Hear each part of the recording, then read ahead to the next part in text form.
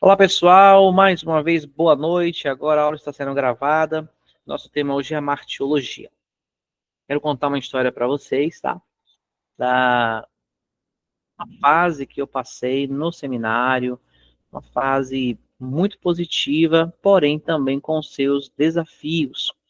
E por que eu estou falando disso hoje? Porque, infelizmente, muitos pastores, muitos líderes, que são adeptos da teologia liberal, aquela teologia sem compromisso com a palavra, sem compromisso com a vida cristã, muitos pastores, né, que vivem um ministério e uma vida com Deus não muito, como é que eu vou dizer, fiel ao que a palavra de Deus ela nos orienta, infelizmente existe muito, julgam que a martiologia é um tema irrelevante para a vida do crente.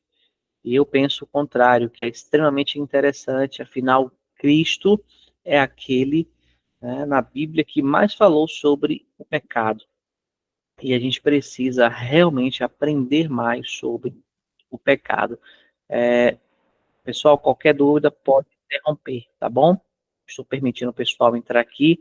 Vamos lá. Então, a minha experiência. Estava eu num seminário, um grande seminário aqui da nossa cidade, nosso estado. Um seminário, assim, bem relevante, seminário que eu pesquisei com muito cuidado para poder começar os meus estudos teológicos, justamente porque eu queria, de fato, fazer uma teologia profunda e, infelizmente, fiquei frustrado nesse assunto, porque ao chegar lá, eu percebi que não era exatamente aquilo que eu imaginava que seria.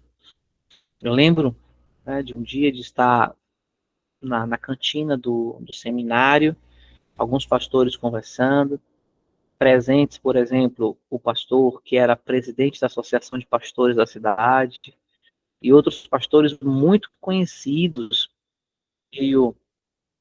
no meio aqui, né, dos pastores, assim, da minha cidade, aqueles pastores famosos e tal. E lá estava eu, com 19, 20 anos de idade, sedento por aprender uma teologia séria, né, buscando ao Senhor na minha juventude, animado por ter largado, abandonado a faculdade de arquitetura para estudar teologia, né, cumprindo assim o meu chamado no Senhor, fervoroso, sabe, aquele, como se fosse aquele crente recém-convertido, né, que o pessoal disse que está no primeiro amor, embora o primeiro amor deva ser sempre as nossas vidas. Enfim, lá estava eu, e alguns dias eu pude presenciar um comportamento completamente reprovável daqueles pastores que eu julgava santos homens de Deus, que eu julgava assim, sabe, como sobrenaturais de tanto conhecimento, por terem muitos anos de ministério, pastores com brincadeiras completamente indiscretas, imorais, conversando entre si, usando palavras de baixo calão, palavras torpes, palavras que eu, na minha juventude, não usava, aqueles pastores já com os cabelos brancos, com tantos anos de ministério, mais tempo de ministério do que eu de vida na época, usando palavras tão ruins, brincadeiras obscenas, uma série de coisas. E aquilo me frustrou bastante, eu fiquei muito triste, eu voltei para casa, conversei, né, com o meu pastor, meu pastor, contei essas experiências todas, mas isso não foi motivo, tá, gente, de eu me escandalizar, ou desviar da fé, ou diminuir o meu desejo de servir ao Senhor. Pelo contrário, eu enxerguei aí uma oportunidade de manter, né, a minha fidelidade ao chamado que Deus me deu e influenciar o máximo de pessoas que estivesse ao meu redor para que isso não acontecesse. Então, isso eu estava falando, estou falando aqui dos meus primeiros semestres em teologia, primeiro e segundo trimestre. Não continuei nesse seminário, mesmo sendo o mais gabaritado da minha cidade, o mais famoso. Fui estudar numa instituição bem menor, concluí os meus estudos em uma instituição bem menor, né? Mas com homens realmente comprometidos com a santidade, com a vida com Deus relevante e que levavam a sério esse tema do pecado. E antes de concluir aqui essa primeira parte, eu falei algo na igreja ontem sobre pecado e eu não estava nem lembrando que hoje teria aula sobre pecado. Eu aprendi isso com o pastor César Borges. Para quem não conhece, vale a pena pesquisar na internet. É um pastor já com muitos anos de ministério, sério, e que tem insights poderosos espirituais sobre a Bíblia, sobre alguns temas. E ele falou esses dias na internet que quando nós nos arrependemos por quê? Nos arrependemos porque pecamos? Se a resposta for essa, o nosso arrependimento é um arrependimento ainda carente de muita revelação. Porque quando eu me arrependo, quando eu fico triste porque eu peco, só pelo fato de haver pecado, eu demonstro o meu orgulho, demonstro a minha vaidade. Olha que coisa interessante. Quando eu me entristeço e peco, o que é que eu estou dizendo de forma bem clara e objetiva? Que eu estou triste porque eu errei, porque eu falhei, porque eu agredi o meu brio, né? O meu orgulho, a minha vaidade de manter uma vida santa, de não errar, de dizer que não fiz o errado. Isso fica agredido. Então, só um minutinho, gente, está acontecendo uma situaçãozinha aqui, um minuto.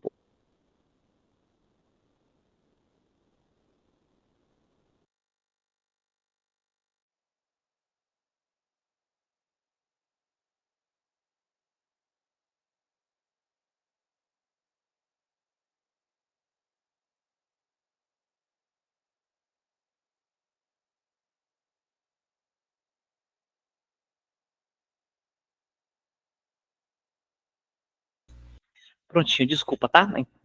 A interrupção aqui, mas já resolvi aqui, já voltamos. Então, como eu estava dizendo, quando a gente se entristece apenas pelo fato de termos pecado, a gente está mais preocupado com a nossa própria vaidade, com o nosso próprio orgulho. E esse pastor trouxe um esclarecimento a respeito disso, que a tristeza pelo pecado, ela não deve, ou melhor, que a tristeza, né, ao pecar, não deve ser pelo fato só de termos feito algo errado, mas a tristeza deve ser porque comprometemos o nosso relacionamento com o Senhor. Devemos nos entristecer porque aquele, né, que é digno de todo o nosso amor, de toda a nossa devoção e adoração, foi ofendido. Aquele que não merecia ser ofendido, foi ofendido. E o nosso relacionamento com Cristo, ele sofre esse agravo. Então a tristeza do pecado deve ser por conta disso e não pelo simples fato de termos feito algo errado. Isso é muito interessante, porque não sei se vocês já tiveram essa experiência, mas eu, né, nesse meu pouco tempo como treinador de pessoas, tenho observado muitas pessoas que dizem que se arrependem, mas não se arrependeram. Tenho muitos encontros com pessoas que dizem que perdoam, mas não perdoaram. Por quê? Porque são orgulhosas. O que elas demonstram não é arrependimento verdadeiro. O que elas demonstram é uma camuflagem. Eu não quero que as pessoas percebam que eu erro. Por isso eu digo que eu estou arrependido, mas na verdade não estou preocupado com o que o meu erro, o meu pecado causou no outro. Eu estou apenas preocupado com que as pessoas não me vejam como pecador. Isso é muito forte, isso é muito sério e a gente tem que ter muito cuidado com as nossas emoções, porque elas meio que acabam nos comprometendo nesse sentido. Tá? Você que entendeu o que eu acabei de falar, por favor, levanta a mão aí rapidinho. Não é para levantar a mão assim, não, gente. É para colocar isso, como o Tamires fez agora aí. Muito bacana. Glória a Deus. Pronto, pode baixar a mão. Já vi que vocês entenderam aqui. Já que a gente entendeu isso, vamos orar para a gente começar a nossa aula? Pai, nós te louvamos, bendizemos o teu nome, Senhor, te exaltamos, porque o Senhor é bom, porque a tua fidelidade dura para sempre. A tua palavra diz que assim como os céus, Deus, se elevam, se distanciam da terra, assim são as tuas misericórdias, e contigo está o perdão para que te temam. Pai, nós queremos pedir ao Senhor a tua misericórdia nesta hora, que o Senhor nos purifique, nos lave, que o Senhor possa perdoar os nossos pecados, as nossas ações, as intenções, as palavras, o que olhamos que não deveríamos, o que, Senhor, tocamos que não deveríamos tocar. Purifica a nossa vida, purifica, Senhor, a nossa mente, derrama o teu bálsamo sobre nossas vidas. Nós cremos que podemos melhorar nosso relacionamento contigo através da santidade. Usa, Deus, hoje me usa, Senhor, como vaso em tuas mãos para abençoar a vida daqueles que estão aqui. Fala conosco, Espírito Santo. Eu preciso, Senhor, ó Deus, da capacitação que vem dos céus para poder ministrar essa aula e que o teu Espírito Santo tenha liberdade de agir em cada vida aqui. Em nome de Jesus nós oramos. Amém. Então vamos lá, pessoal. Romanos 6:23, o texto já está aí há algum tempo na tela. O salário do pecado é a morte, mas o dom gratuito de Deus é a vida eterna em Cristo Jesus, o nosso Senhor. Glória a Deus. O pecado gera a morte, o pecado gera o afastamento do Senhor, o pecado, né, com o perdão da palavra, mas a palavra forte, mas eu quero aplicar ela aqui ao seu a sua tradução literal. Pecado é uma desgraça, né? Desgraça nada mais é do que algo que não tem graça, faltoso de graça. O pecado é uma tragédia, é uma miséria. O pecado é extremamente agressivo na vida do crente. Então, para a gente começar a nossa reflexão a respeito de pecado, eu quero fazer uma pergunta: pode um salvo continuar a pecar? Pode um salvo continuar a pecar? Nós aceitamos a Cristo, mas podemos deixar de pecar algum dia? E por que essa pergunta é importante? Porque essa pergunta, ela vai implicar na nossa percepção de pecado. Temos duas formas de perceber pecado, né? Ou de trabalhar o pecado em teologia. Dentro de um parecer perfeccionista, na verdade, três formas. Um parecer antinomismo, e também o parecer bíblico, que é aquilo que a Bíblia nos revela, né? Que é aquilo que está entre uma coisa e outra, é um parecer equilibrado. No perfeccionismo, nessa percepção, né, de perfeição que o cristão alcança ao se converter, o que é que essa teoria diz? Que nunca mais um cristão deve pecar e que pode viver livre do pecado. É possível viver sem pecar. Tá? E esse tipo de pensamento, por mais insustentável, como o texto já está dizendo aí, tá? Insustentável de se manter, porque a carga que ele coloca sobre as pessoas são terríveis. Tá? Eu, certa feita, tive o contato com uma jovem que estava tentando viver em santidade perfeita, e aquilo era extremamente agressivo para a sua vida, porque ela não conseguia manter, e quando o pecado batia na porta e ele entrava, tá? Acontecia daquela menina se desesperar e pensar até em desistir da fé, e ela não entendia isso. Embora tenhamos aceitado a Cristo, o pecado ele sempre estará presente nas nossas vidas.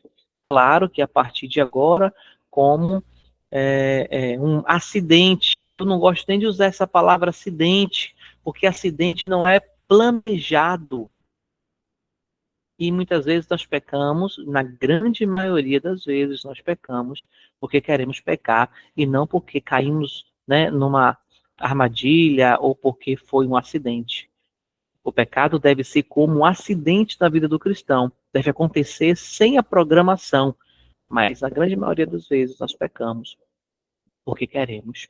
E o Espírito Santo nos avisa que aquilo não seria bom, o Espírito Santo nos avisa que aquilo seria algo ruim. Ninguém peca aqui enganado, porque o Espírito Santo sempre, né, acende aquela luzinha, mas infelizmente, enquanto vivemos nessa carne, estamos sujeitos a isso. E pastor, o que é que fala o antinomismo? É justamente o contrário. O antinomismo é o relaxamento do padrão de santidade. Veja só, eu não falei aqui que podemos viver no pecado. Eu falei que enquanto estivermos neste corpo, nós sempre teremos o pecado em nossas vidas. Ninguém pode dizer, a partir de hoje eu não peco mais. Isso é impossível. Mas isso não quer dizer que a gente vai relaxar o padrão de santidade. Né? A gente não vai dar uma desculpa para pecar, né? Já que, porque o antinomismo prega isso, já que eu não consigo me libertar do pecado, então é bobagem lutar contra ele, porque se Deus quisesse que eu não pecasse, ele teria me dado a condição de me santificar de uma forma absoluta. Não é isso que está na Bíblia. Então, ambas as teorias são prejudiciais, ambas as teorias trazem confusão para a igreja, e nós não queremos dessas duas. Vamos lá? Qualquer dúvida pode perguntar, tá, gente? O pecado no Novo Testamento. A gente tem aí algumas palavras.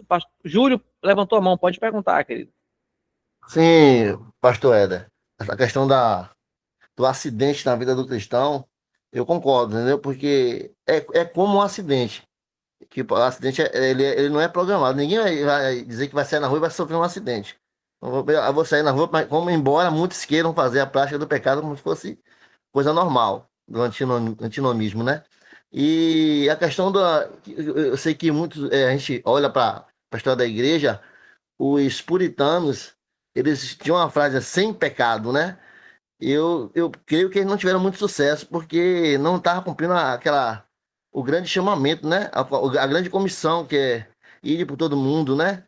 Para nós que estamos cristãos e pregar o evangelho. Como é que eu vou pregar o evangelho? Mesmo não falando, mas vivendo a vida prática, fugindo do pecado, claro.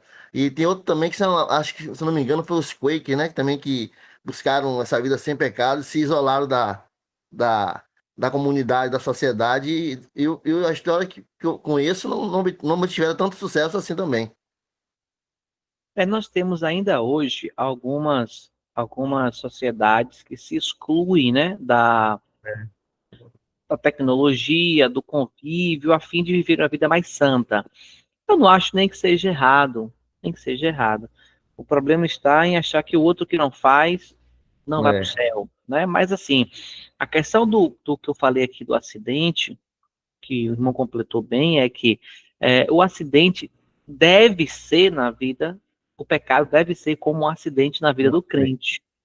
Mas infelizmente, e a gente sabe que é algo verdadeiro isso, a maioria das vezes que pecamos, pecamos de forma consciente e porque queremos pecar, né? Se nós formos sinceros com nós mesmos, né, diante do Senhor, a grande maioria das vezes que pecamos, pecamos porque queremos pecar. Porque o pecado nada mais é do que a gente vai falar sobre o significado aqui, principalmente nessa parte agora das palavras, mas o pecado, de forma bem clara e bem didática, é alimentar a carne.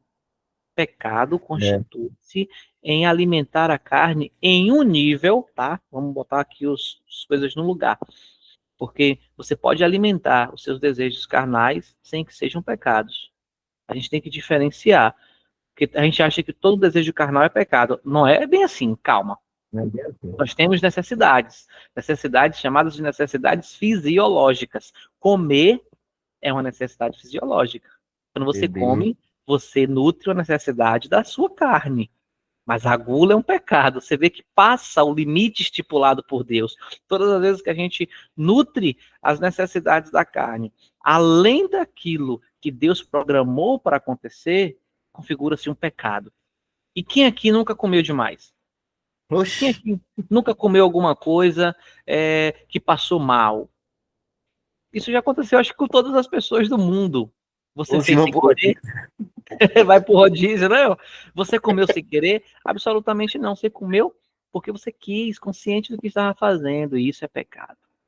Então, a gente tem que ser bem sincero nessa hora de designar os pecados, né, de classificar, de nomear pecados, porque essa conversa de que perdoa todos os meus pecados é muito delicada. Mas obrigado, irmão Júlio, pela contribuição. É, Deus abençoe. Vamos lá, gente. Palavras, né, Novo Testamento sobre pecado, cacosos e poderosos. significa algo ruim, normalmente indica um mal moral. A gente tem aí 3 versículos, Romanos, Atos e Marcos. Eu vou ler o livro, eu vou ler a última referência aqui de Marcos, capítulo 7, porque do interior do coração dos homens saem os maus pensamentos, os adultérios, as fornicações, os homicídios, os furtos, a avareza, a maldade, o engano, dissolução, a inveja, a blasfêmia, a soberba, a loucura.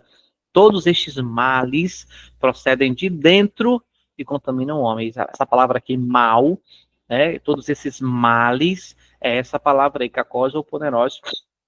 Eu não sei exatamente nesse texto qual é, mas sempre trazendo um significado ruim para uma ação moral. Aí cabe, né, a nossa... Irmã Mari levantou a mão. Opa. Sim, pastor, boa noite, paz do Senhor. Boa, pode falar. Quando o Senhor falou, né, a respeito do pecado, vamos por assim dizer, intencional, né, quando a pessoa peca sabendo que está pecando.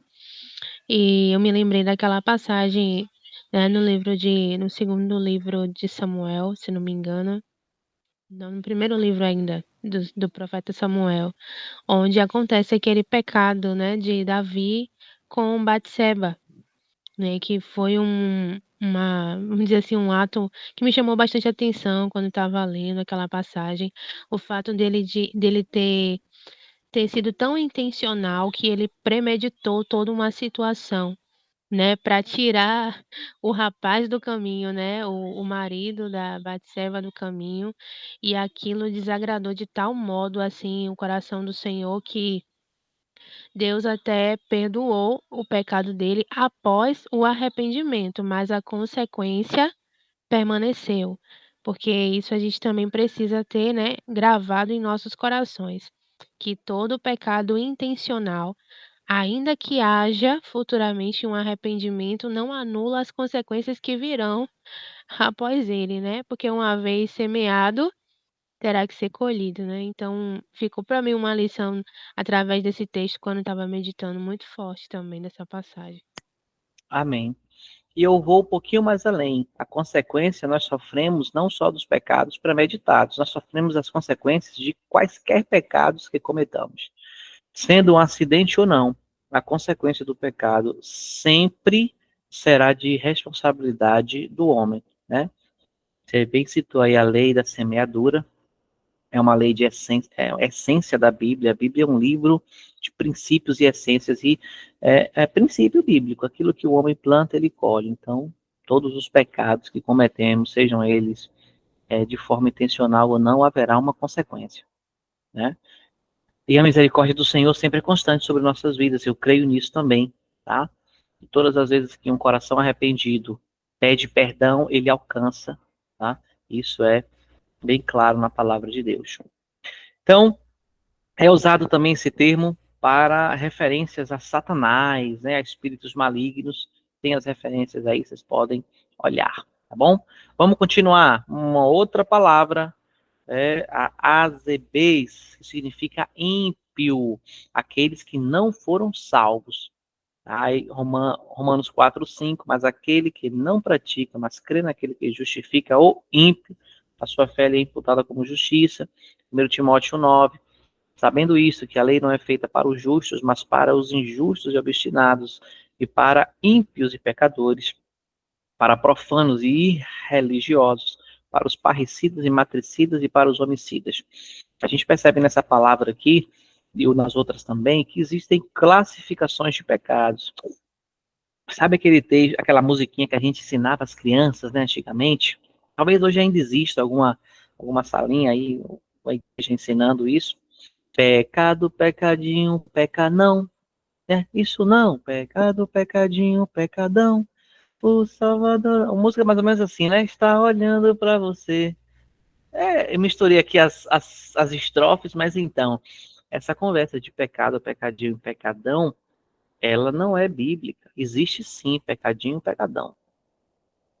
Obviamente que todo pecado é pecado, tá? Mas a consequência, como a irmã Maria falou aí, que é, digamos que o pagamento por ter cometido o pecado, são distintos, né? você é irreal, como é que eu posso dizer? É inconcebível você achar que uma mentirinha, alguém contou uma brincadeirinha, que a gente chama de inha, né? Vai ter a mesma consequência do que alguém que tirou a vida de outra pessoa. Ambos têm perdão, né?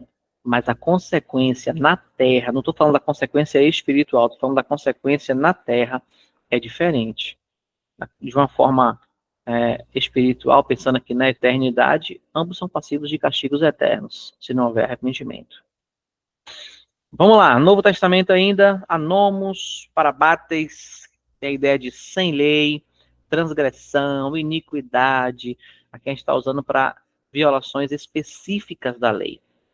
Hebreus, por isso ele é mediador do Novo Testamento, para que, intervindo a morte para a remissão das transgressões que havia debaixo do Primeiro Testamento, os chamados recebessem a promessa da vida eterna, né, da herança eterna. Essa palavra aqui, transgrediu, transgressão, é essa palavra aí em grego, anamoge parabates, que significa sem lei, transgredir algo específico. O livro de Hebreus é um livro que carece de muita leitura, de muita interpretação, é um livro difícil, fala muito sobre essa nova aliança, fala muito sobre pecado, inclusive tem um texto muito forte lá, Hebreus 6, aqueles que foram iluminados e outra vez negaram, né, são irreconciliáveis, é um texto muito forte esse, mas a maioria das vezes que eu vejo alguém aplicando, aplica de forma errada, né, tem que ter cuidado. Vamos lá.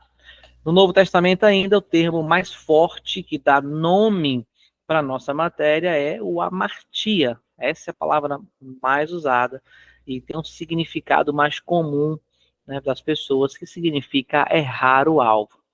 No Novo Testamento, quase sempre ocorre no contexto que fala de perdão ou de salvação. Quando a gente fala aqui de amartia, a gente está falando de um pecado muito exclusivo. Veja que nos outros, moralidade, transgredir uma lei, a gente está falando de pecados do dia a dia. Quando a gente fala de amartia, a gente está falando de um pecado muito mais relevante, que é a incredulidade. Errar o alvo nada mais é do que não acertá-lo, obviamente. Então, é não crer em Cristo. Ó, Mateus 1:21, dará à luz um filho e chamará seu nome de Jesus, porque ele salvará o povo dos seus pecados. Amartia. Quando Jesus nos salva dos pecados, ele está falando aqui da incredulidade que Jesus promoveu, né, a sua vida, quando Jesus disse que devemos crer em seu nome, quando a Bíblia diz que nós devemos crer em Cristo, ele está falando que devemos crer para que sejamos salvos da amartia. Toda vez que a Bíblia traz esse texto, falando diretamente sobre salvação e perdão, que vão destruir a incredulidade na nossa vida. João 29, no dia seguinte, João viu Jesus que vinha para ele e disse: eis o Cordeiro de Deus que tira o pecado do mundo, a amartia do mundo. Através de Cristo nós acertamos o alvo. Através de Cristo nós rejeitamos a vida, né, de incredulidade, de afastamento de Deus e passamos a viver uma vida próxima do Senhor. Irmão Júlio está com a mão levantada. O senhor quer falar ainda? Não, pai, foi sem querer. Apertei sem querer aqui. Beleza, vamos continuar então. Então, no Antigo Testamento, a gente tem mais palavras. Ata, que é errar o alvo, sinônimo lá de amartia, que é a ideia de que o homem, ao errar o alvo, atinge outro lugar. Essa palavra designa pecados morais, idolatrias e pecados cerimoniais. Nós temos o pecha, né, ou a variação pechon, significa rebelar, transgredir, fala de iniquidade, da culpa, da revolta. Achan, que significa culpado, aquele indivíduo que tem diante de Deus uma pendência, né? Racha, significa perverso, impiedade, o contrário de justiça. Tá, que significa vaguear, extraviar-se, indica o pecado deliberado, não acidental, aí tá vendo? O texto trazendo aí essa ideia de pecado não acidental.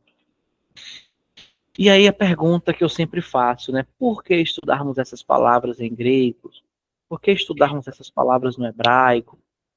Então, os idiomas bíblicos estão a uma distância significativa da nossa realidade, gente.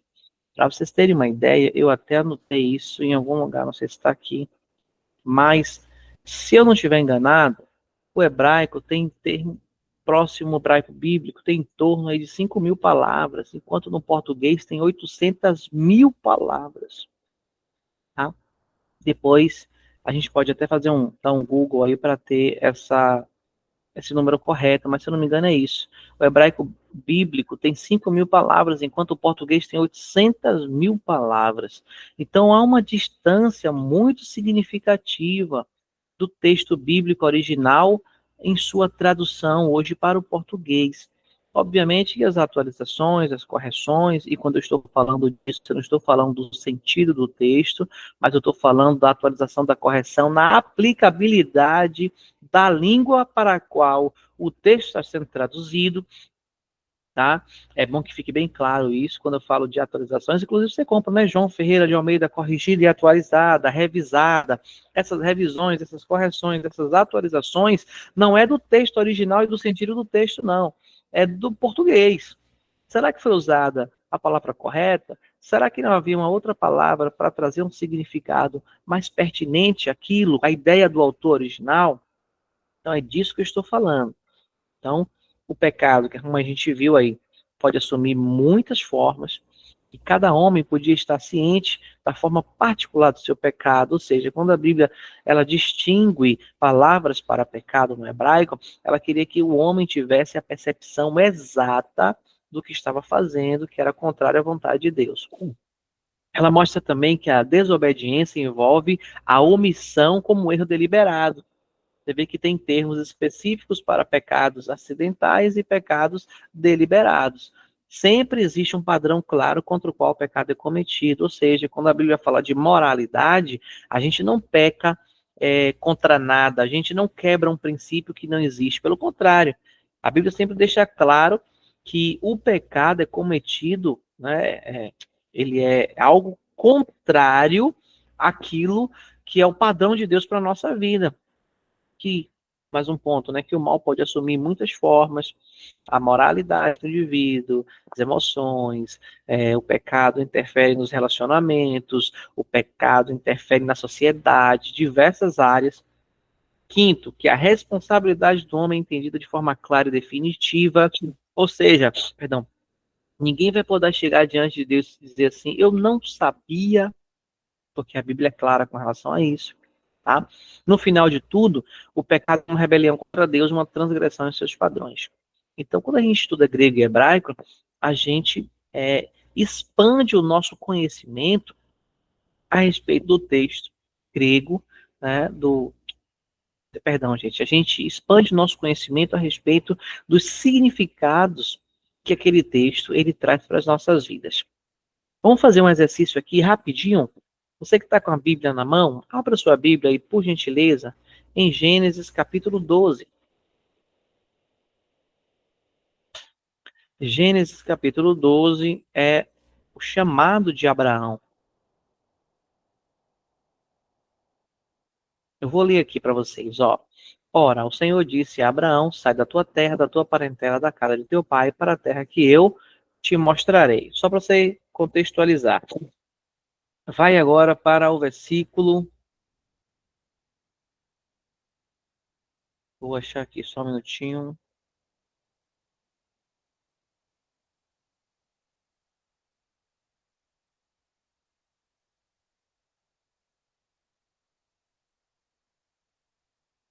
Versículo 6.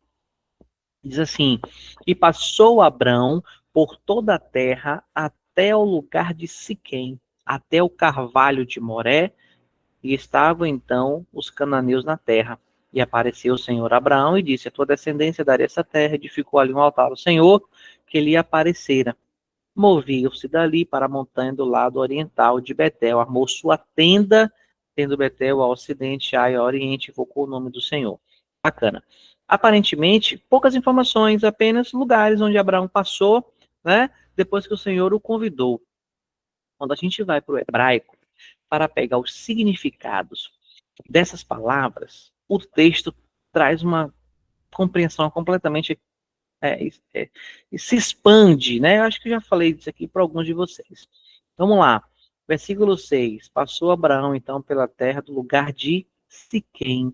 Siquém significa fortaleza, força, ombros fortes. Quando você não consegue pegar um peso, geralmente com as mãos, onde você o coloca? Sobre os ombros. Até o carvalho de Moré. A palavra Moré significa professor, ensino, aprendizado. E, por último, Abraão chega onde? Em Betel, que é a casa de Deus, que é o lugar onde Deus está.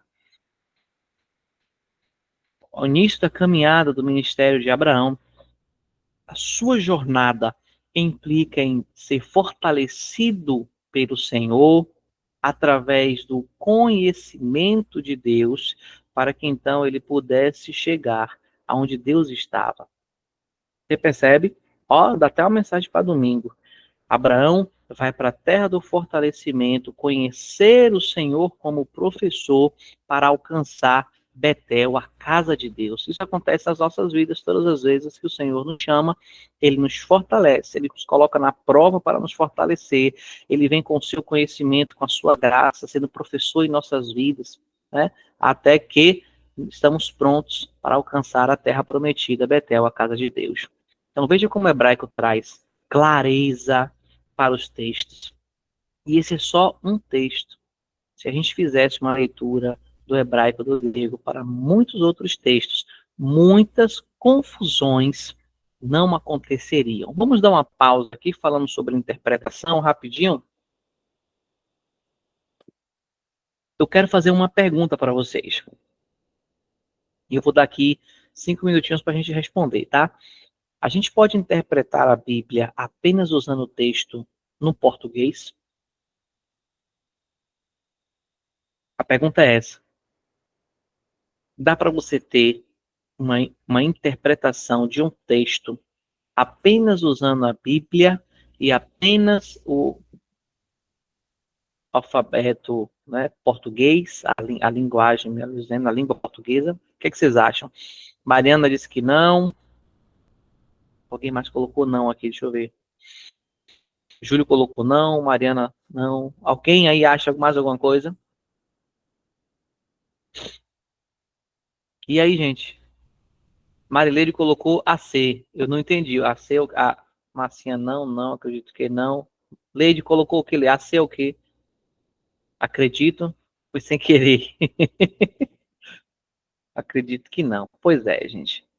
Realmente é muito delicado a gente interpretar a Bíblia, né, apenas usando o português. Pastor Wilson disse que sim, dá para interpretar a Bíblia apenas usando o português. Alguns textos realmente é fácil, já está bem esmiuçado, bem claras as ideias, mas muitos outros eu acredito que exija conhecimentos de outras ciências, de outras línguas, inclusive do grego e do hebraico. Tem muitas palavras na Bíblia que tem um significado muito mais, não é que o significado é diferente, mas que existe um caminho muito grande de outras palavras que vão trazer ali clareza, luz e mais entendimento para o texto. E às vezes, por exemplo, a palavra bom é muito simples de ser compreendida, mas a depender do contexto que ela seja aplicada, pode vir uma infinidade de coisas que possam complementar. Bom para quê? Para a saúde? É bom porque é gostoso? Se é bom porque é gostoso, bem provavelmente não seja bom para a saúde. Então, a palavra bom tem diversos sentidos e significados. E muitas vezes, bom para uma coisa não significa bom para outra, só uma clareza. Né? Pode falar, Mari. Pastor, uma vez eu pesquisei um versículo, né, estudando mesmo, eu pesquisei aquele versículo que Jesus fala, né, eu sou o caminho, a verdade e a vida. Aí o Senhor falou de bom, né, que a palavra bom pode ter alguns significados diferentes, dependendo do contexto que ele é aplicado, né? E nesse contexto, aí eu pesquisei, né, um Google, né? Aí pesquisei e lá estava aparecendo que esse caminho, nesse trecho, né, nesse versículo especificamente que Jesus fala, significa no hebraico maneira, jeito, né? E que às vezes, assim, no português, a gente lendo, né, só ali identificando, traça pra gente como um caminho, passagem, né? Passagem. Só que no Google estava dizendo, né, que essa Sou modo. palavra específica. Isso, essa palavra caminho, eu sou o caminho. Aí, nesse contexto, estava especificando que era maneira, jeito. Muito bacana. Por exemplo, para explicar esse texto, quando Jesus diz ali que ele é o caminho, a nossa aula aqui, ela é online. Então, o meio, o caminho para estudarmos é através da internet. É isso que Jesus quis dizer, e não que ele é um caminho para que as pessoas caminhem por ele, né? Algo assim. Deixa eu ver o chat aqui. Isso. Temos que levar em conta a cultura e a língua, pois adaptação. Gente, ó, a Bíblia, muito bem, Júlio, isso aí mesmo. A Bíblia em português, ela tem aí 99,9% de aproximação com o texto original. Então, é 100% seguro você ler a Bíblia em português. Quando a gente fala de interpretação, né, eu estou falando daquela interpretação mais profunda, interpretação mais trabalhada teologicamente e em alguns textos específicos. Por exemplo, deixa eu pegar um texto aqui para vocês.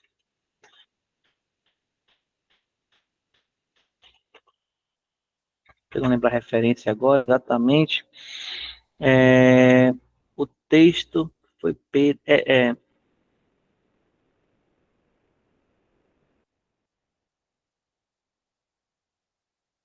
só um minutinho aqui. Ai.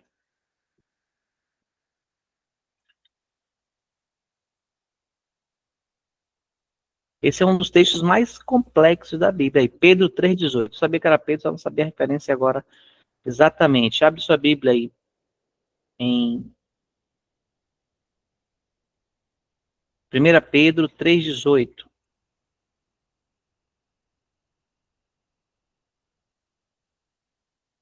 E diz assim: porque também Cristo padeceu uma vez pelos pecados, pelos injustos, para levar-nos a Deus mortificado.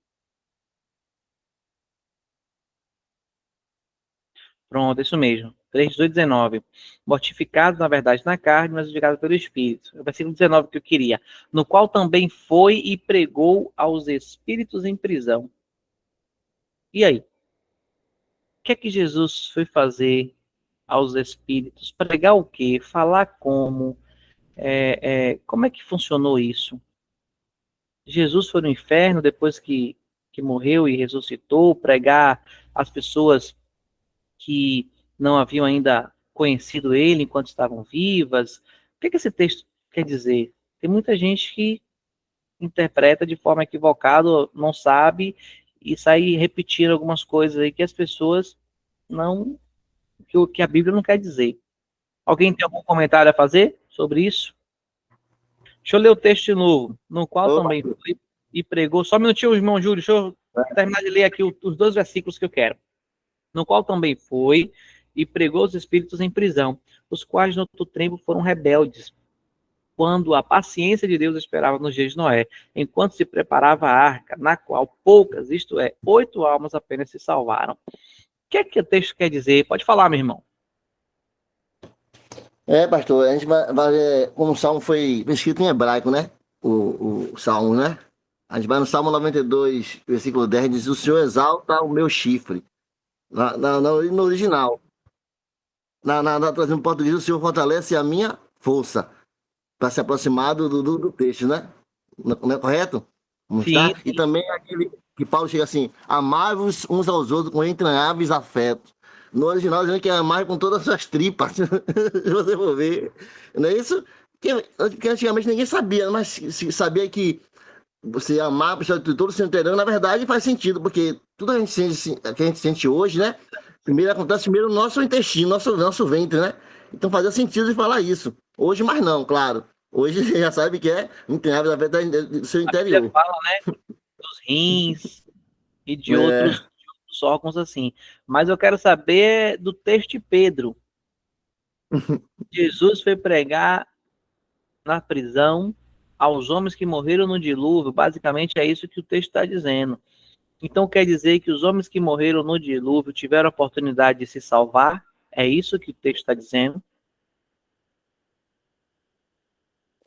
Quem pode trazer um comentário? eu creio que não. Eu creio que não, viu? Que não tem salvação depois da vida, é isso? Porque mas ele está se referindo às pessoas do tempo de Noé, aí, não é isso? Exatamente. Então, como é que vai acontecer? Se Jesus foi ao mundo dos mortos e pregou para eles? É o que está escrito aqui, ó, no qual também foi, pregou os espíritos em prisão, em qual outro tempo foram rebeldes quanto à paciência de Deus, né, daqueles que esperavam nos dias de Noé, quando se preparava a arca. Será que são esses espíritos? São esses Como é, espíritos que estão lá? Será que são esses espíritos que estão lá em prisão de Gênesis 6? é complicado, tá vendo? Irmão Júlio, pastor Wilson, pode falar, pastor Wilson. Paz do Senhor Jesus a todos. A gente está falando um pouco sobre interpretação e sobre a questão de a gente precisar usar outras línguas para trazer uma interpretação mais profunda, né? Para trazer uma exegese, uma um Hermenêutica. estudo mais profundo, uma hermenêutica mais profunda, né? E, de fato, eu concordo, né? Que, claro, se você quer algo mais profundo, você tem que ter outras buscas, né? E pesquisar e procurar algo, mas que, na realidade, na minha opinião, não pode fugir daquilo que está traduzido, né? Do sentido. Porque se fugir do sentido, a tradução está errada. Aí a gente tem que tomar cuidado. Mas o senhor trouxe uma informação aqui, a tradução para a língua portuguesa tem 99,9% de acerto, de confiabilidade, então a gente pode ficar tranquilo. E com relação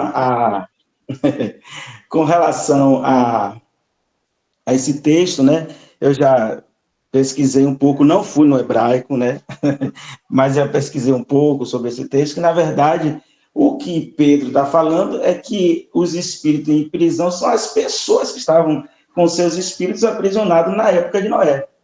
E não que Jesus foi no inferno e pregou e deu uma oportunidade àquelas pessoas, né? Mas está falando daquelas pessoas que viviam na época de Noé e eles estavam com seus espíritos aprisionados. Jesus pregou através de Noé, né? Da mensagem de Noé. Essa é a minha compreensão, pelo menos no que eu estudei, né? Eu cheguei a essa conclusão. Bacana, pô, gostei muito. Eu, particularmente, não tinha ouvido, nunca tinha ouvido essa explicação, que Pedro estava se referindo aos dias de Noé e não a Cristo pós a morte. Olha que legal, tá vendo? Tá vendo que a gente aprende o tempo todo?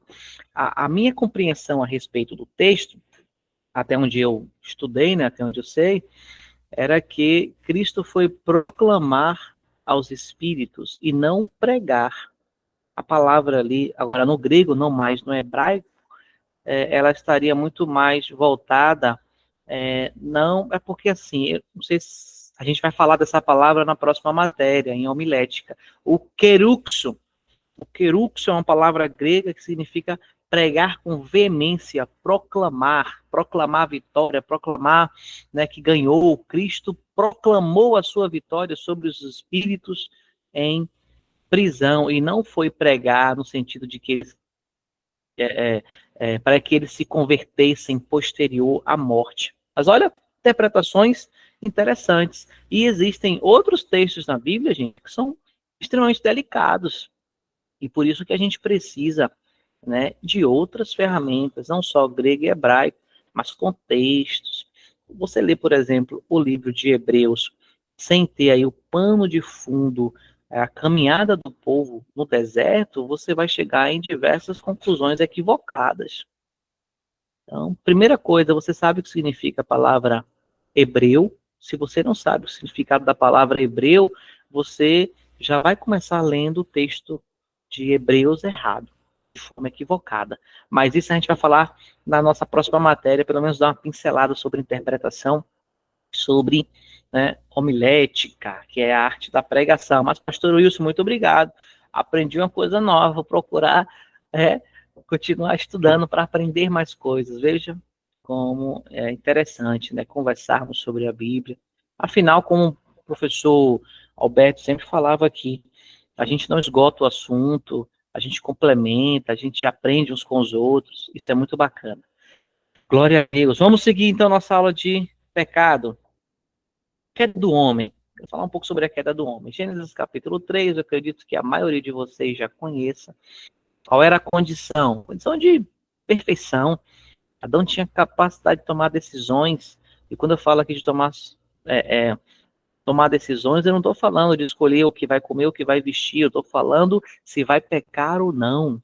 É uma discussão muito interessante, né? Livre-arbítrio e livre agência. Nós estamos no mês aí que comemoramos a reforma protestante, né?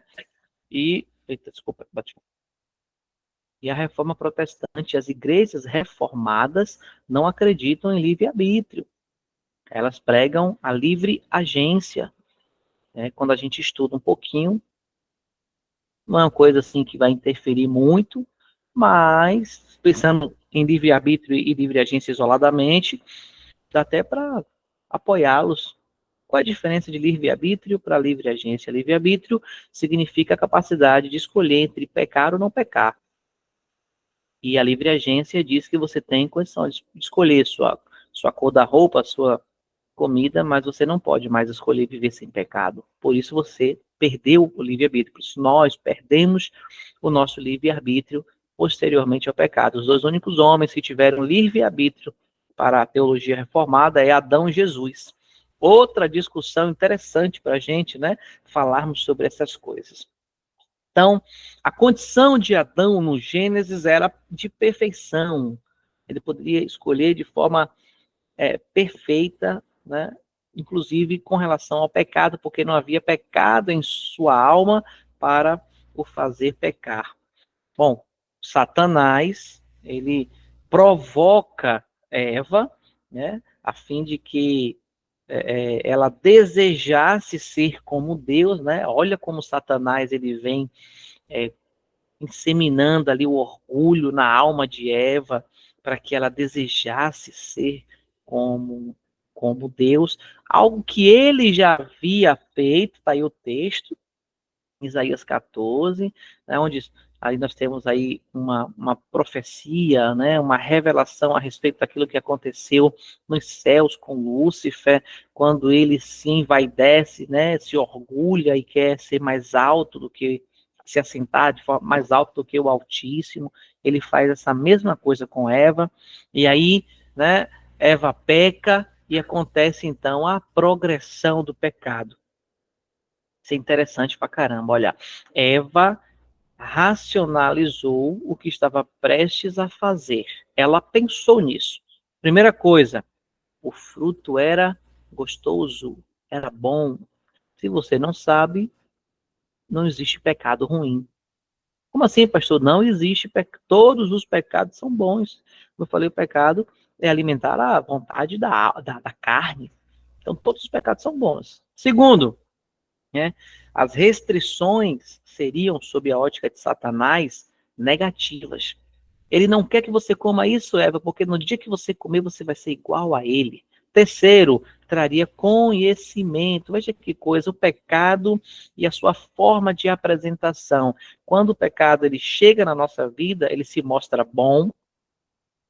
O pecado tende, né, através, obviamente, da influência de Satanás, nos dá aquela ideia de que não praticá-lo é uma punição contra a nossa vida, afinal, ele é bom. E, por último, o pecado nos traz o conhecimento de alguma coisa. Isso é exatamente, irmão Júlio, os prazeres da carne. Então, o pecado se apresenta assim nas nossas vidas, todos os dias. Ele se apresenta como um fruto gostoso. Ele diz que ao não comermos, nós somos bestas, ficamos para trás, né? Todo mundo está fazendo, só você que não vai fazer. E te leva a um novo nível de conhecimento. E, de fato, o pecado nos leva a um novo nível de conhecimento. O conhecimento da tristeza, o conhecimento da derrota, do afastamento de Deus, de viver uma vida sem o brilho do Espírito Santo. Esse segundo ponto é muito interessante, a gente pensar um pouco mais, porque na nossa prática de evangelização, a gente tem que falar sobre isso com as pessoas que não percebem. Porque quando você diz para um jovem, por exemplo, que ao seguir a Jesus ele não pode se prostituir, ele não pode beber, ele não pode fumar, ele não pode ir para night, para gandaia, para o paredão, como é que o jovem observa isso? Oxi, então, para seguir a Jesus, eu tenho que cortar toda a alegria da minha vida? Na verdade, é uma influência, é uma ótica negativa que Satanás coloca na vida das pessoas. A Bíblia vai dizer que a luz resplandeceu nas trevas, mas os homens amaram mais as trevas do que a luz. Então, é terrível, tá? Então, diante disso, a mulher tomou o fruto, comeu o fruto e ainda compartilhou com seu marido. E aí, nós temos a progressão do pecado de uma forma mais filosófica, trazida no livro dos Salmos, que é ouvir, parar e sentar. A Bíblia diz que bem-aventurado o homem que não ouve, que não para e que não se assenta na roda dos escarnecedores. O pecado, ele nunca é uma catástrofe completa no primeiro toque, no primeiro contato, na primeira vez. Ele sempre é como um conselho. Pô, é tão legal, vai lá, experimenta. Depois, ele meio que se configura em algo mais pesado, a ponto de te parar. Ele te para, você não consegue mais caminhar, agora você já está, né, ali parado, você está paralisado, ele trava a sua vida e, por último, não satisfeito só em ter te parado, ele te faz sentar. Aqui sentar é a ideia de desistir, de se não só de desistir de uma vida com Deus, mas também de se acomodar aos prazeres do mundo. O pecado, ele amortiza tanto o nosso espírito que é possível pecar sem sentir que está pecando, porque estamos acostumados com o pecado. Isso é grave, gravíssimo, isso é perigosíssimo. Tem pessoas que pecam e não sentem que estão pecando, pessoas que estão agredindo a santidade de Deus, mas que não percebem mais que estão fazendo essas coisas, porque estão sentados na roda dos escarnecedores. Isso é muito grave e a gente tem que ter bastante cuidado. Então, a progressão do pecado é muito sutil.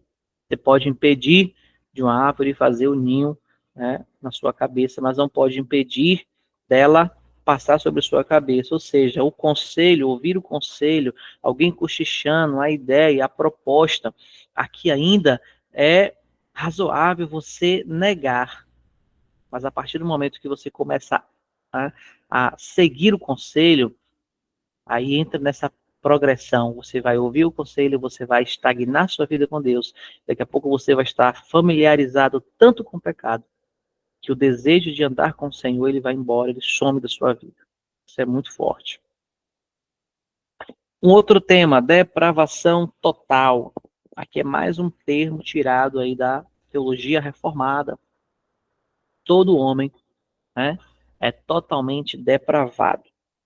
Ou seja, o homem é escravo do pecado, portanto, ele é impossível para o homem alcançar a salvação através dos seus próprios méritos e esforço.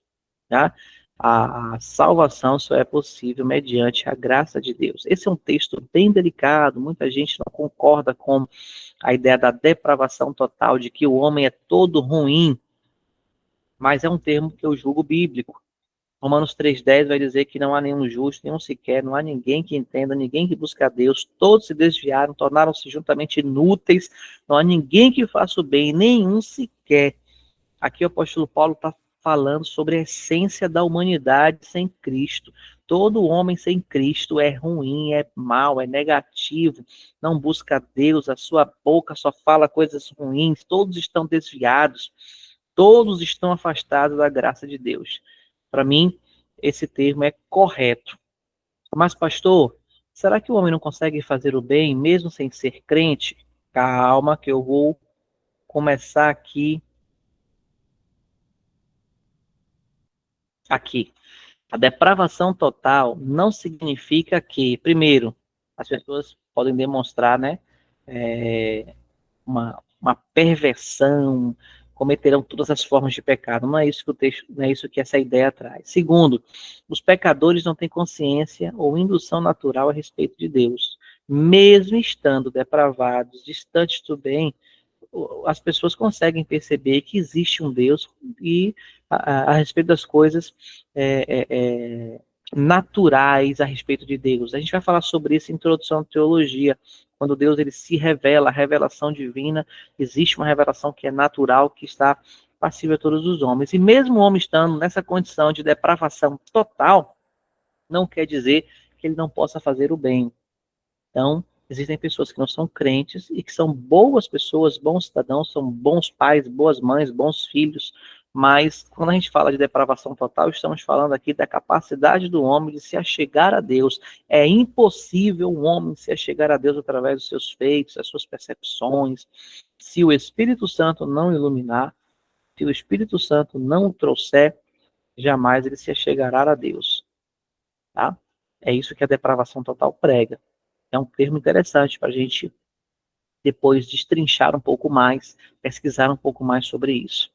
Tá? A depravação total é a corrupção que se estende a todos os aspectos e faculdades da vida humana. Não existe nada em pessoa alguma que faça com que ela seja aceita por um Deus justo. Tá? Romanos 3:9. Somos mais excelentes? De maneira nenhuma. Pois já antes demonstramos que tanto judeus como gregos, todos estão debaixo do pecado, como está escrito. O texto nós lemos lá, não há um justo sequer. E por último, meus amigos, meus irmãos, para nós encerrarmos aqui a nossa aula, os inimigos do cristão. Existem alguns inimigos que combatem contra a nossa, ainda tem as penalidades, né? Que combatem contra a nossa vida. Eles são muito conhecidos, eu acredito que vocês já saibam. O mundo, a carne e o diabo. O mundo, nós estamos falando aqui do sistema mundano, tá? Influência de Satanás. Por exemplo, eu vi agora na época de política, né? Tem muitas pessoas aqui que gostam de política e não tem problema nenhum você gostar de política. Eu gosto de política, eu estou envolvido na política, eu sou filiado a um partido político, tá? E qual é o problema? Nenhum.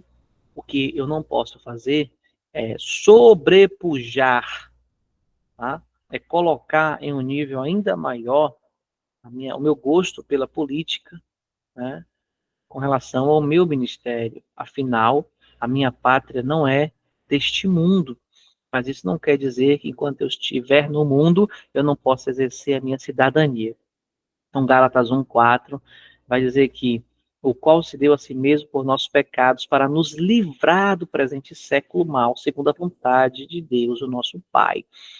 Todo o homem sofre influência do mundo. Eu tenho um vídeo muito bacana, fala sobre a utilização do tempo das pessoas nos últimos, acho que se não me engano, são 60, 70 anos.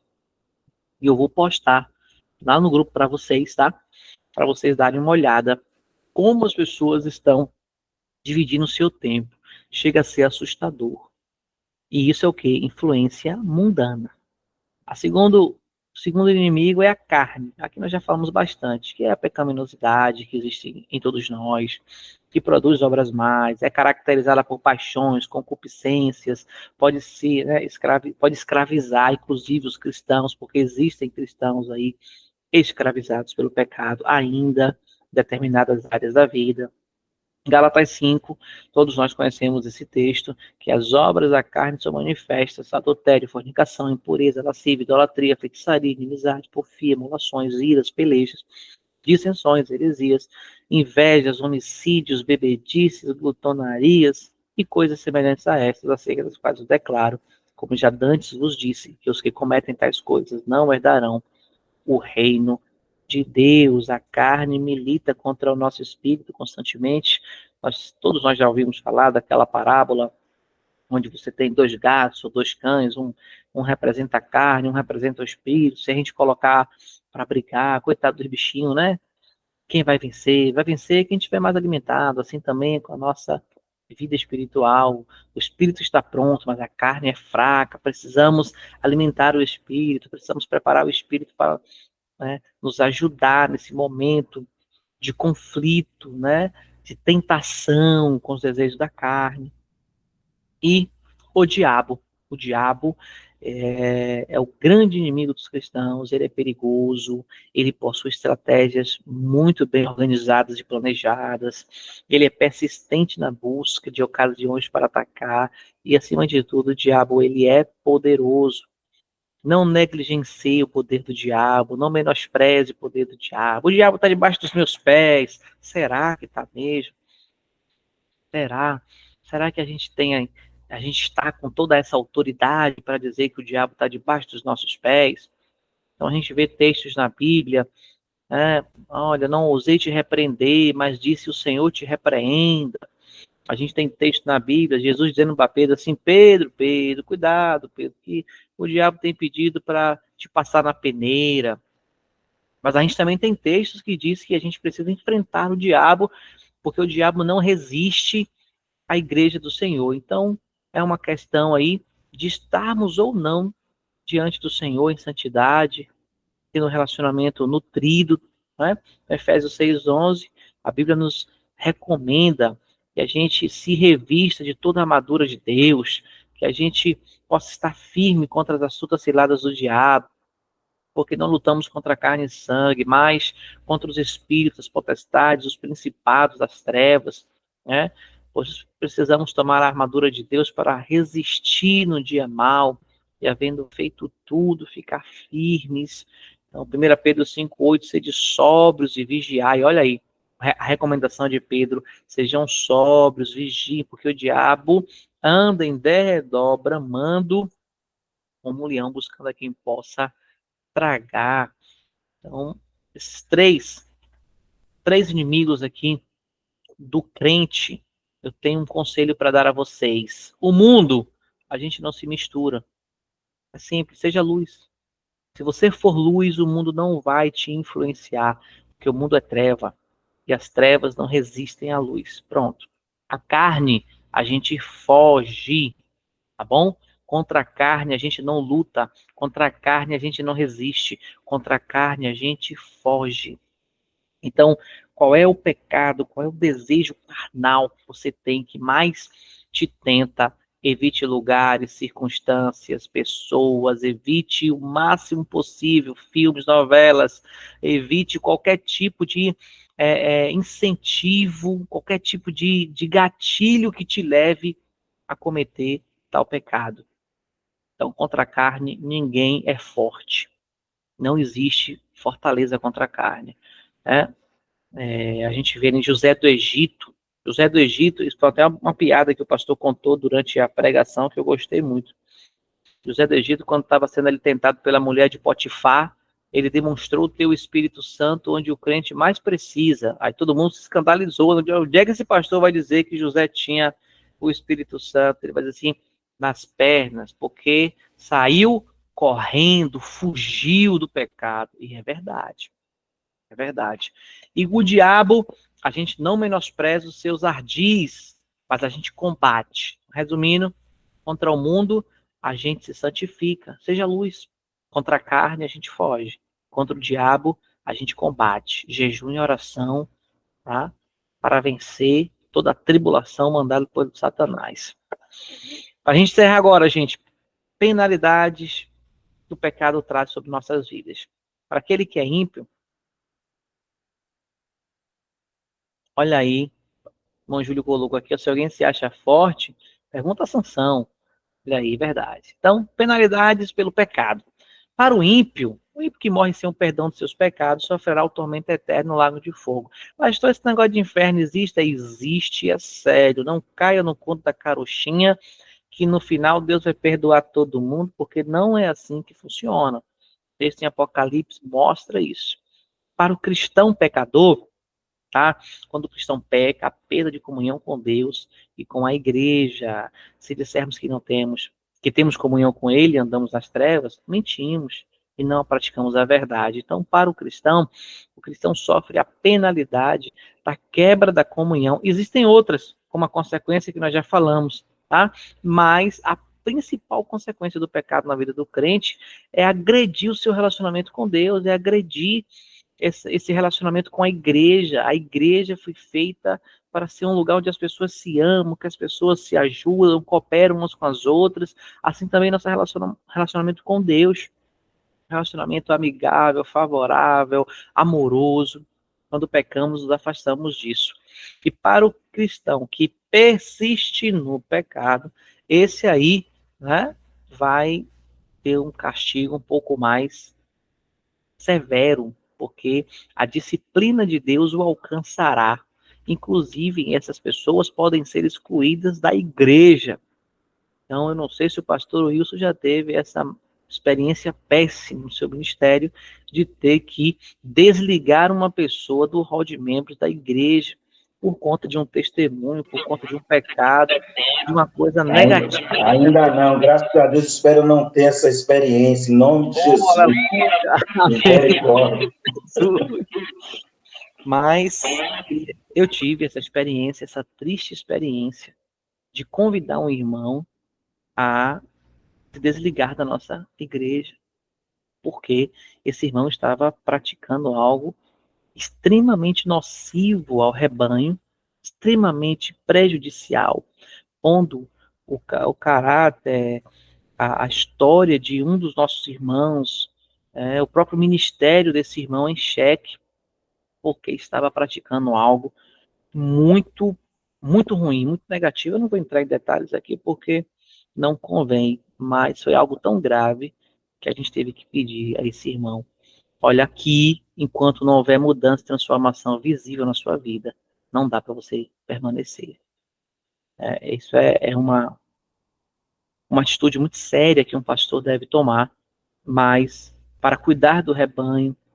Mas, pastor, não seria melhor cuidar daquela pessoa no rebanho? Seria, e a gente tentou diversas vezes, mas a pessoa demonstrou que não queria remédio, não queria conserto, então não tivemos outra alternativa a não ser cumprir o que a Bíblia diz aí nesses 3 versículos. Então, o cristão que persiste no pecado, esse aí provará da disciplina de Deus. Pode ser excluído, sim, do hall de membros da igreja, perder essa comunhão da igreja. Isso não quer dizer que ele não seja salvo, não quer dizer que Deus não possa salvar. Mas quando a gente fala de igreja, gente, a gente também tem que zelar pelo testemunho da igreja. A gente tem que zelar. Rapidinho, pastor, me permita te interromper. Pode sobre falar. essa questão, né? Porque às vezes tem gente que se levanta com esse sentimento, né? Não podia cuidar, dar uma chance, né? Aí eu estava pensando um pouco sobre a relação de Jesus e Judas, né? Porque Jesus foi com Judas até o fim, né? Mesmo ele ali, né? Jesus sabia que ele ia criar uma situação, Jesus sabia que Judas não era íntegro e tudo, mas foi com ele até o fim. E às vezes a gente se pergunta, por que a gente não vai mais um pouco, né, com essa pessoa? E o Espírito Santo falou algo muito poderoso no meu coração, que é o seguinte: Jesus, ele tinha uma relação pessoal com Judas. Então, tipo assim, é comigo, tem problema não. Mas Ananias e Safira, já na igreja, quando pecaram, os apóstolos disseram assim: rapaz, vocês mentiram ao Espírito Santo, morreu os dois. Jesus tinha uma tolerância até com ele, mas tratando da igreja é problema. Ele não tem tolerância.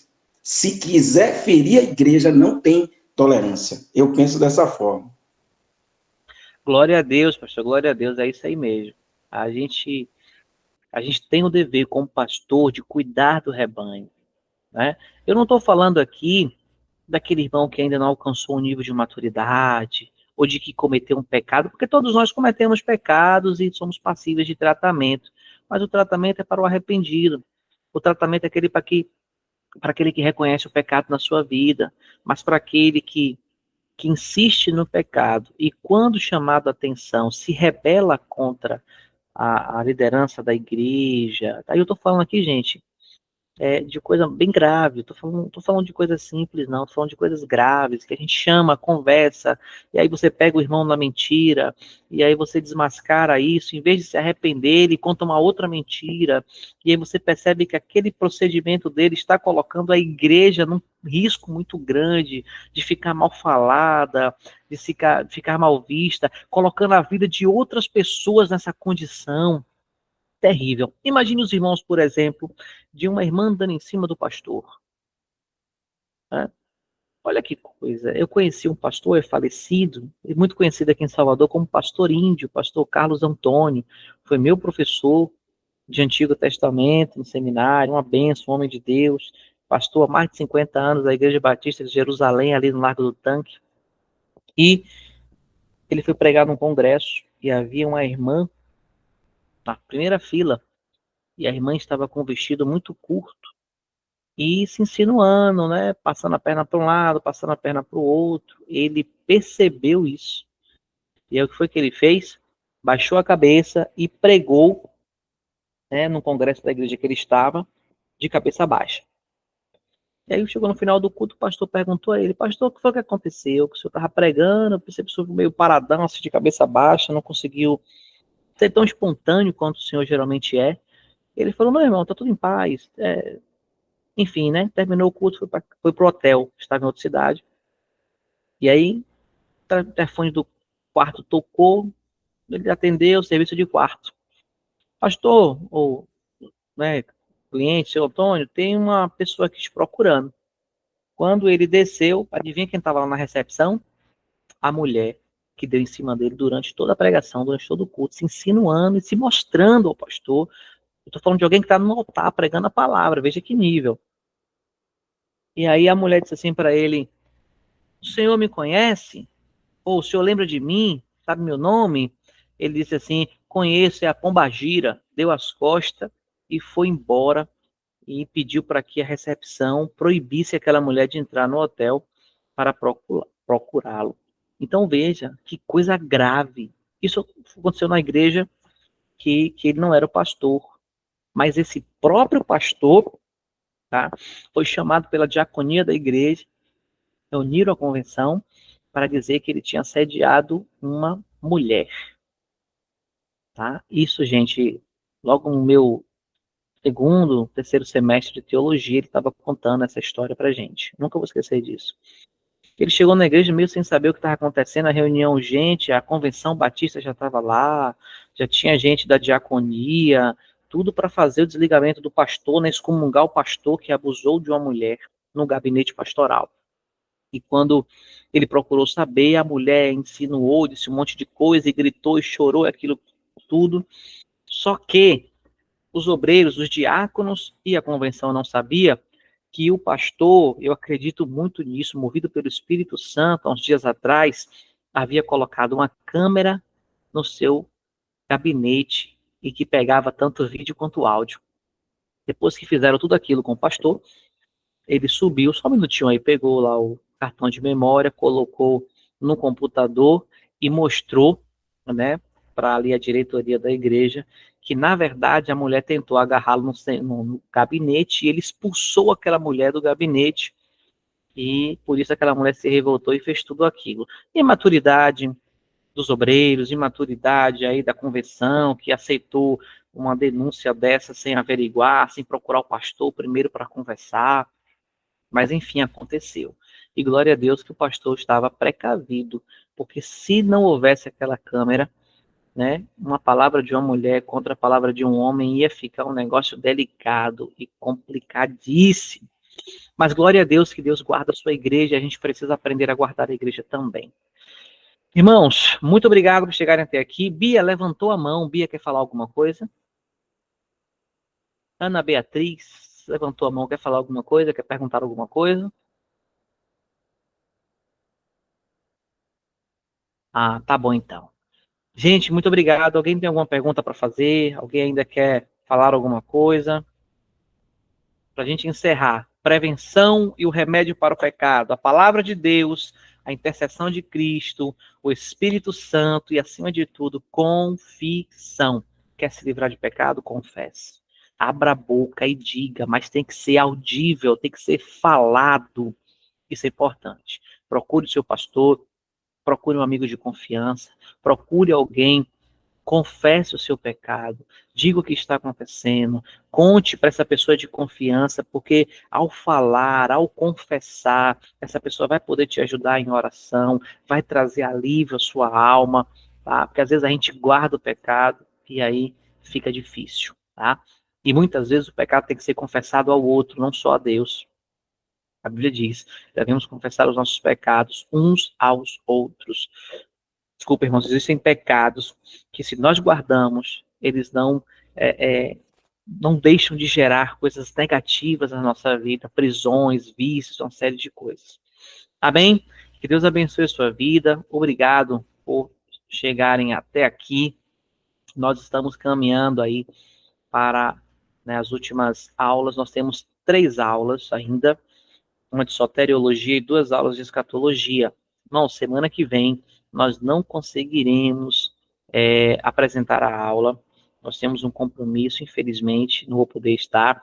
Estou correndo atrás de alguém para fazer essa aula. Se eu não conseguir apresentar um professor para trazer aqui, eu vou passar um vídeo para vocês muito bacana que tem no YouTube sobre soteriologia, que vai servir como a nossa aula para a gente não quebrar a nossa programação aí, não interromper as nossas aulas, mas conseguimos concluir aí até o final do ano essa primeira fase, até homilética.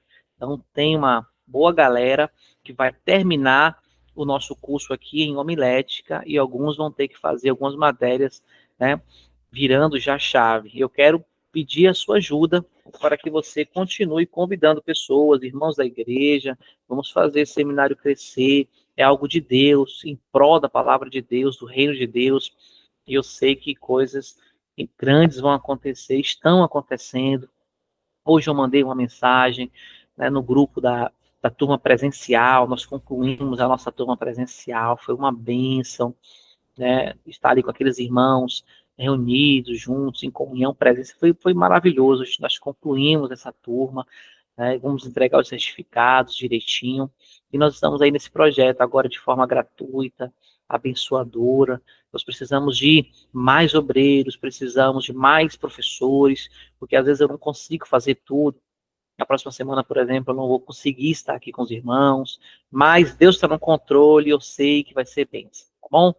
Queridos, Deus abençoe. Quem quiser abrir a câmera aí para a gente tirar um print, quem consegue abrir a câmera para a gente fazer um print legal, postar na internet e ajudar a gente aí na divulgação do nosso trabalho. Olha aí. Ô, Glória. Gente, eu estou no computador, então minha foto fica esticada. Então alguém tem que tirar uma foto no celular, assim, pezinho, para ficar bonitinho, tá? E, por favor, não esquece de me marcar lá no Instagram, compartilha, @ederlopes com 2 L's. Vamos lá? Tranquilo, irmão Mário, Deus abençoe. Vamos lá. Então, 1, 2, 3, dá um sorriso e tira o print.